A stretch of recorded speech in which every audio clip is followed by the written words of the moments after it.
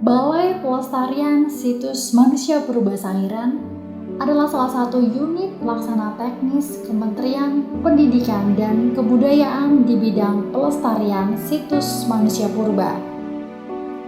Balai Pelestarian Situs Manusia Purba Sangiran mempunyai tugas melaksanakan pelindungan, pengembangan, dan juga pemanfaatan situs manusia purba. Salah satu kegiatan Balai Pelestarian Situs Manusia Purba Sangiran yang dilaksanakan pada tahun 2020 adalah kegiatan eksperimen pembuatan dan pemakaian alat batu. Kegiatan eksperimen pembuatan dan pemakaian alat batu ini bertujuan untuk mendapatkan jenis alat batu yang dihasilkan dari berbagai macam teknik pemangkasan. Selain itu juga untuk mengetahui jenis jejak modifikasi yang ditimbulkan dari berbagai aktivitas penjagalan dan pemangkasan tulang. Hasil eksperimen pembuatan dan pemakaian alat batu mampu dijadikan sebagai referensi alat batu. Selain itu juga dapat mengidentifikasi jejak modifikasi manusia pada tulang binatang. Tidak hanya itu saja, eksperimen pembuatan dan pemakaian alat batu ini dapat dijadikan sebagai alat peraga dan bisa dipublikasikan kepada masyarakat umum.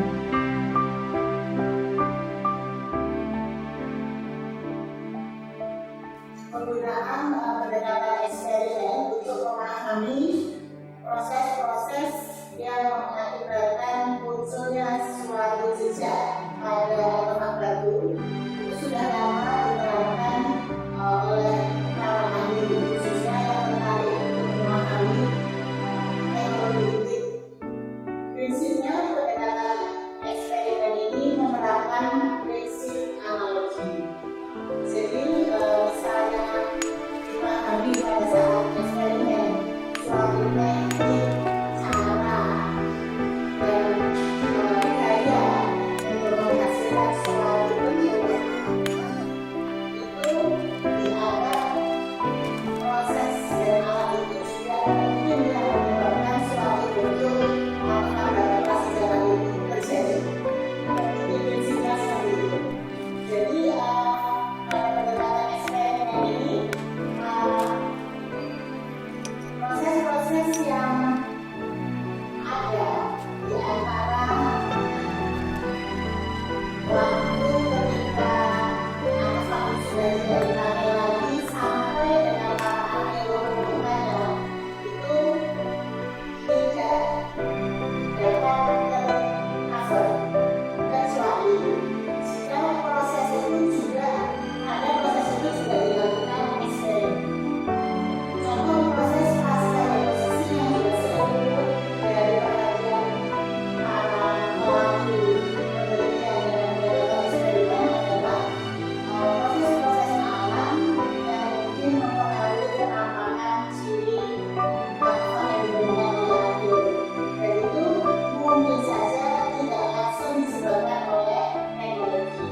Jadi itu mungkin harus diperhatikan juga, seperti misalnya bekas-bekas goresan. Tetapi pada umumnya bekas-bekas teknologi, jejak-jejak teknologi itu karena sifatnya teknis itu dapat diprediksi dan dapat dianalogikan. Untuk hal-hal seperti ini, prinsip analogi masih bisa diterapkan. Seperti kita ketahui pada penelitian masa sekarang ini yang kesahihan penggunaan prinsip analogi interpretasi arkeologi itu dipertanyakan. Tapi untuk hal-hal tertentu, misalnya hal yang terkait dengan teknologi, teknis, itu masih bisa dipakai prinsip analoginya. Tetapi untuk hal-hal yang berhubungan dengan ideologi, sosiologi itu mungkin sudah tidak bisa lagi dipakai tekanan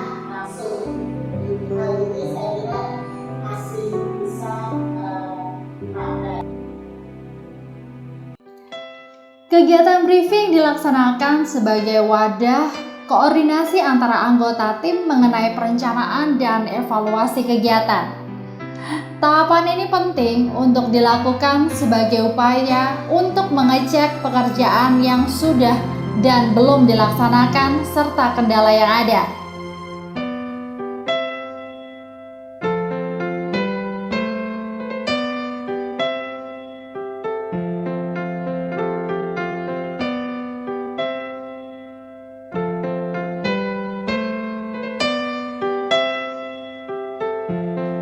Pagi-pagi sekali sebelum berangkat ke lokasi, kami, tim Balai Pelestarian Situs Manusia Purba Sangiran, selalu melaksanakan pertemuan bersama dengan pimpinan dan anggota lapangan lainnya.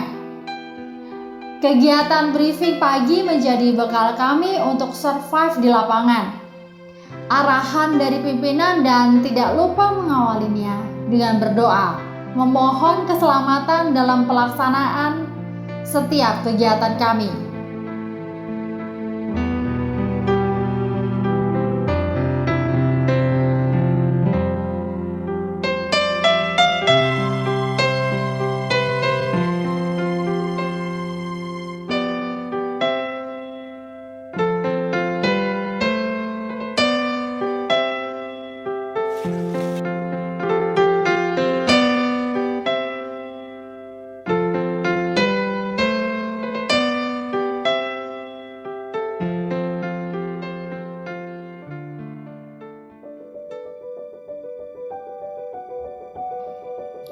Lokasi eksperimen pembuatan alat batu terletak di ujung timur kawasan Kars Pegunungan Seribu atau Pegunungan Selatan Jawa. Tepatnya di Dusun Gerijangan, Desa Sekar, Kecamatan Donorojo, Kabupaten Pacitan. Lokasi ini merupakan situs cagar budaya sebagai sumber bahan baku alat batu zaman Mezolitik dan Neolitik. Lokasi ini berada sekitar 2 km di sebelah tenggara gua dan Museum Prasejarah Song Terus.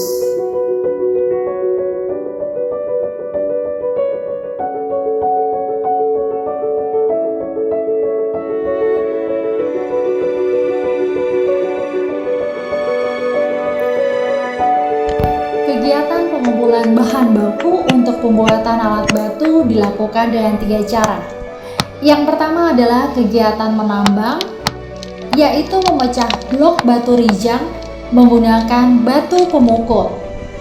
Batu pemukul yang digunakan adalah batu andesit.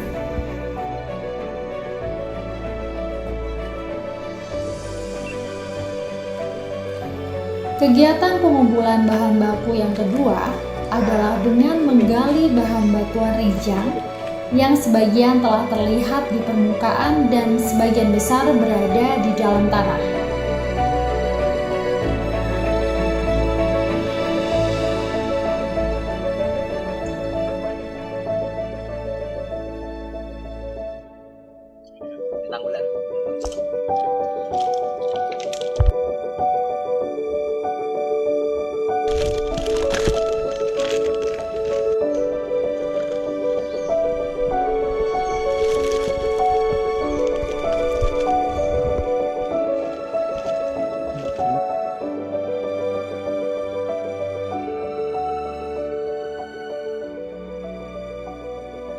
Kegiatan pengumpulan bahan baku yang ketiga adalah dengan memungut batuan rijang yang tergeletak di permukaan tanah.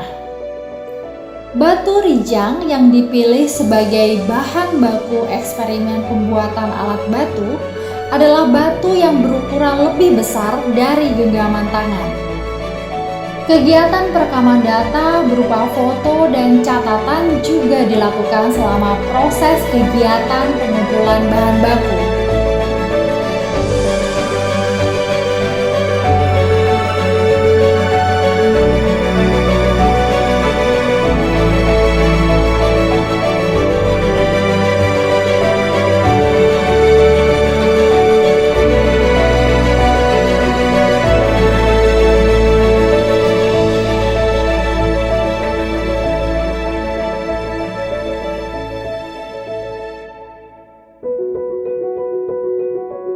katanya bagus buat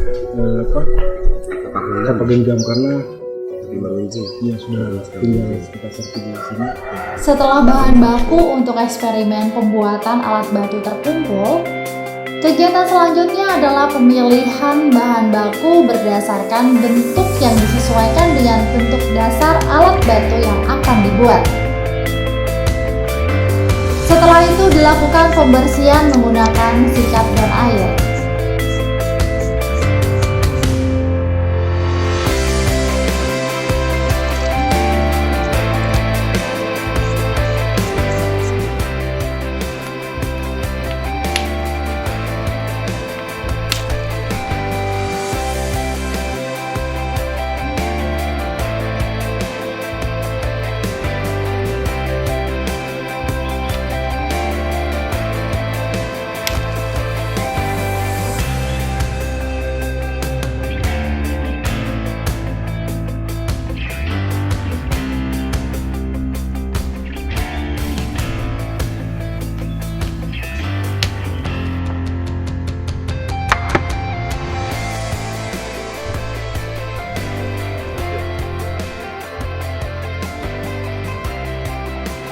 Ini adalah kapak genggam yang saya buat, yang dijadikan dengan proses pemangkasan yang dilakukan oleh dua sisi atau preface.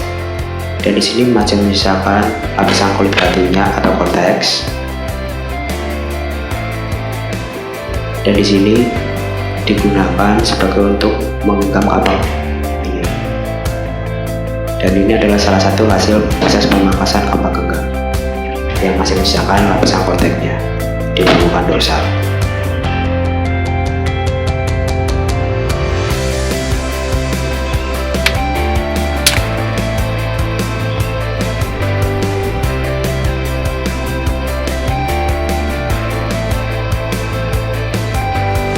Proses eksperimen pembuatan alat batu menggunakan 14 bahan baku rijal.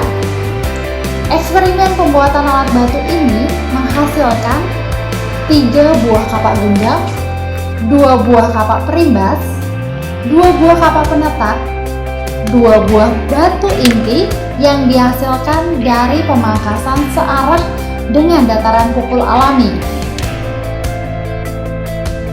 3 buah batu inti yang dihasilkan dari pemangkasan searah dengan dataran pukul buatan, dan juga 2 buah batu inti yang dihasilkan dari pemangkasan acak.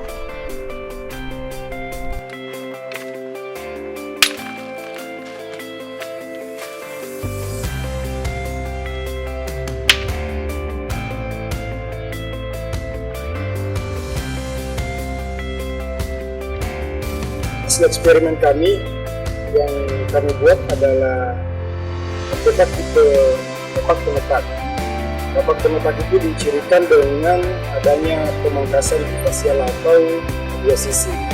Kemudian bentuknya adalah bagaimana itu adalah berbentuk zigzag atau yang dibentuk dengan cara pemangkasan selang-seling. Dalam pembuatan ini saya menyisakan cortex juga sebagai bagian untuk memegang, jadi caranya seperti ini.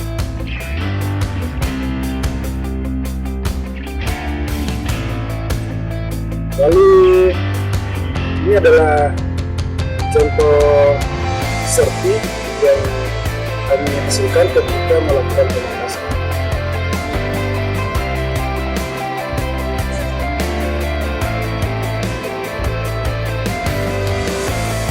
Dari hasil pemangkasan dihasilkan sebanyak 483 serpihan. Teknik pemangkasan yang digunakan adalah teknik pukul langsung, yaitu membenturkan secara langsung batu pemukul berbahan batu andesit ke bahan baku batu rijal.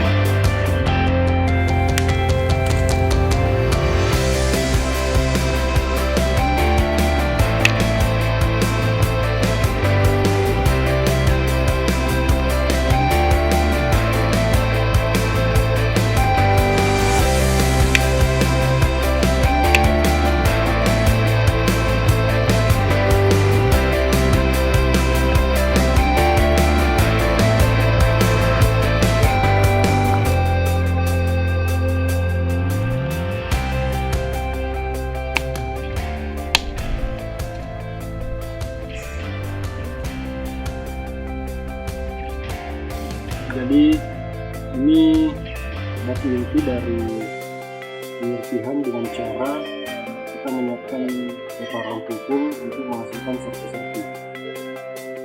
Ini seperti ini. Jadi dataran punggung yang kami buat itu ada di bagian ini. Kemudian dari sini saya melakukan penyerpihan hampir seluruh permukaan batuan ini.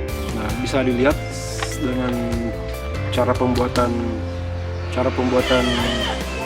serpi dengan merencanakan dataran punggung seperti ini.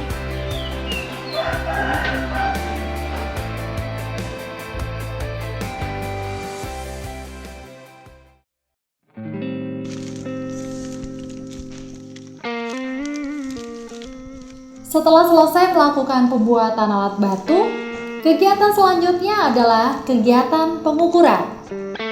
Kegiatan pengukuran dilaksanakan dengan mengukur panjang, lebar, dan tebal dari masing-masing alat batu. Setelah itu dituliskan pada label masing-masing alat batu. 28,11.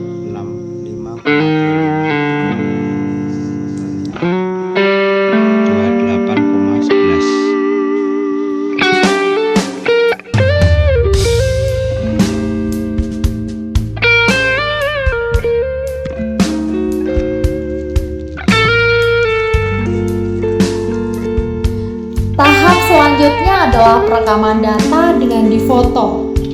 Setelah itu, alat batu dibungkus menggunakan tisu dan diberikan label.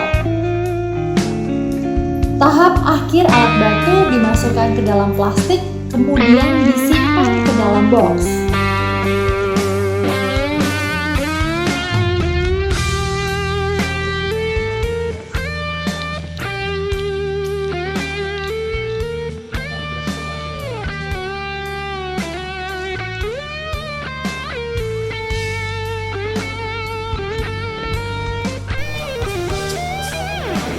Kegiatan briefing malam selalu kami laksanakan untuk mengetahui hasil pelaksanaan kegiatan yang sudah kita lakukan dan mendiskusikan perencanaan kegiatan untuk hari esok.